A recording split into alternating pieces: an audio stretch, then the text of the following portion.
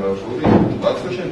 Man sauc Tāvis Musnieks, un es pārstāvu valsts nekustamos īpašumus, un bija šī projekta Rīgas pils priekšpils un austrumu piebūves rekonstrukcija un restaurācija projekta vadītājs. Rīgas pils priekšpils un austrumu piebūves rekonstrukcijas un restaurācijas projekta ietvaros, jo projekta strādāja projekta autora pilsbiedrība Pils projekts un biedri CIA AIG un inženieru birojas Būven Forma, galvenais būvuzņēmējs pilsbiedrības projekts, ko pārstāvēja CIA un CIA Skolgābūve. Būvuzraudzību veids CIA būvvalsts. Un jā, pasūtītājs bija valsts nekustamo īpašumu. Objektu mēs realizējām priekš valsts prezidenta, priekš valsts prezidenta kanclējas, prezidenta funkciju nodrošināšanā.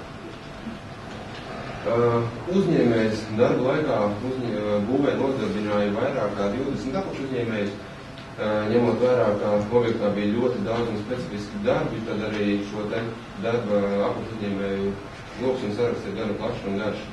Kā mēs redzam, būvniecības izmaksas kopējā, tas nav tieši būvdarbi, bet tas ir tā skaitā projektēšana un pārcelšanās izdevumi ir 37 miljoni, un būvniecības ilgums mums bija 37 mēneši. Paši būvdarbi uzsākās 2012. Gada oktobrī un pabeidzās 2015. Gada decembrī. Projektēt būvi sāka 2009. gadā.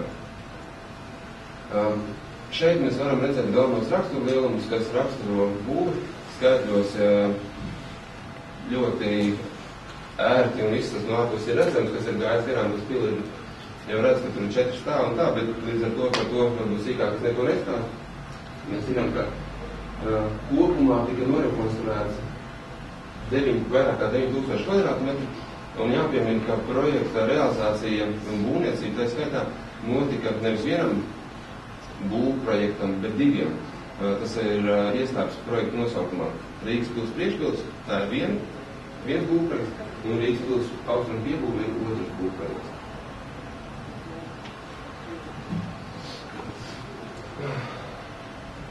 Nedaudz par konstruktīvajiem risinājumiem un pielietotajām tehnoloģijām. Pavisam īsi varbūt, ja, tad Rīgas pils atrodas Daugavas krastā un kopš tās celtniecības nekas nav mainījies. Viņa varbūt šobrīd atrodas nedaudz tālāk no Daugavas kultnes, un tāpēc ir ļoti uzmanīgi projekta autoriem nācās strādāt pie risinājumiem, lai šo te būvi uzsēdinātu uz pāļiem un tika izmantoti gan spiestie, iespiestie pāļi, gan urtie pāļi. Tika pastiprināti visi pārsegumi, tika veikts protezēšanas, tika izmantotas gan dzelzbetona, gan koku konstrukcijas. Ir pārbūvētas un no jauna izveidotas logu ailes, durvju ailes, tāpat ir atjaunoti un pārbūvēti jumti. Gan veikta to konstrukciju pastiprināšanu, gan tas tie ir izbūvēti no jauna.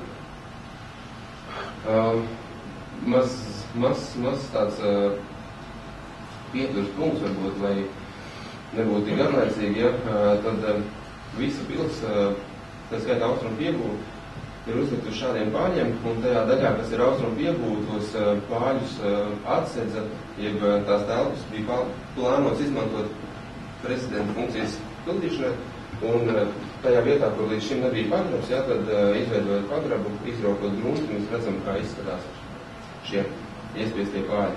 Un tad orientējoši, ja vairāk kā 12 km ir zem Rīgas pils saspiestas ar pāļiem apakšā.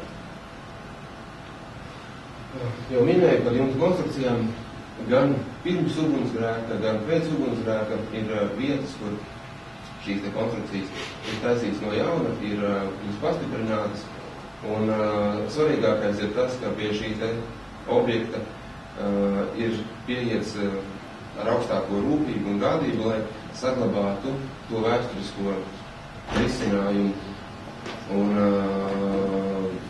nesabojātu to, kā tas ļoti bieži notiek, kad mēs vienkārši veicam rekonstrukcijas. Bet tomēr ir tā svarīgā lieta, kas jāmin, kad galvenais mums bija restaurācija.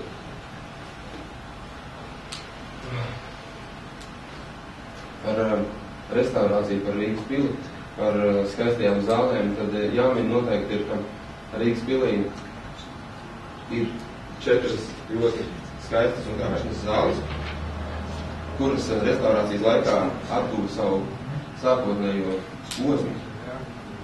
Zāles restaurēja, zālēs atjaunoja vēsturiskos ciļņus, vēsturiskās formas un visu veica atbilstoši projekta autori izstrādātajiem un saskaņotajiem būvprojektiem, kas jāpiemēr.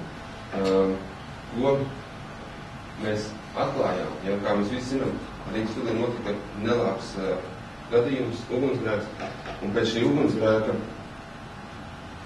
bija lietas, kas nāca gaismā, kas nāca par labu pašai ēkai. Bija vietas, kuras nebija paredzēts rekonstruēt vai atstāt sākotnēji izskatā, tad ugunsgrēka ietekmē atklāja. Un tad atklāja to, ka ir vietas, kur konstrukcijas nav tik labā stāvoklī, kā tas bija secināts izpētes gaitā, jo tad, kad veica ēkā izpēti, tad ēkā atradās un funkciju pildīja valsts prezidenta kanclere.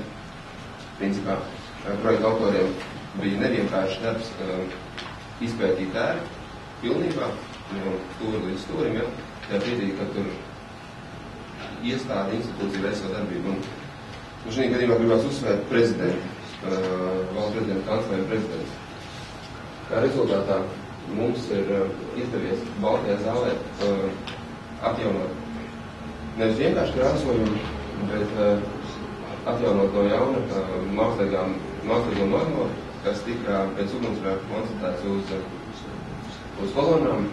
Tāpat mēs Baltajā zālē secinājām vai konstatējām, bet arī izpētes gaitā pēc tam atrada vēsturisko krāsojumu paliekas, ja, un no to, kas bija secināts izpētē vienā vietā, otrā vietā atklājas viss un kas cits, un ir pieņems tik lēmums nevis bronzēt, piemēram, ir detaļas, bet mēs tomēr beigās zeltējām.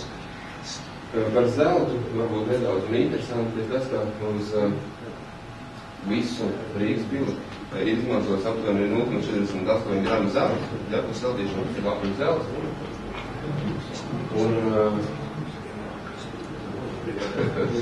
Cik zelts bija? 480 gramu. Cik? 480. Un šeit varbūt ir tieši un āršas nedaudz krāšņās un lielāka pildi. Šī ir Baltā zāle.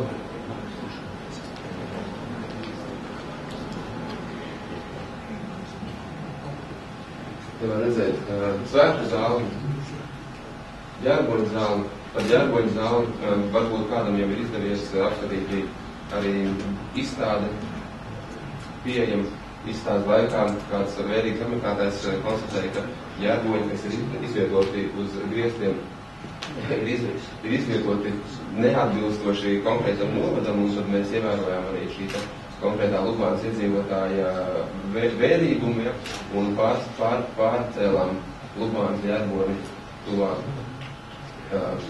Latgalē, nevis Vidzemē, kā cilvēks bija novērojis.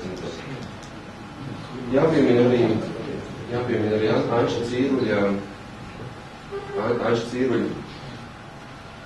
sūņa akreditācijas zāli un tajā veiktos darbus, ļoti daudz ieguldītos restaurācijas darbus, un šī zāle, es teiktu, ir atgūvusi un ir atjaunota tās sākotnējā izskatā, ne tikai ar sienu krāsojumiem, griestu krāsojumiem un grīdas parketu, bet tā skaitā arī ar mēbelēm.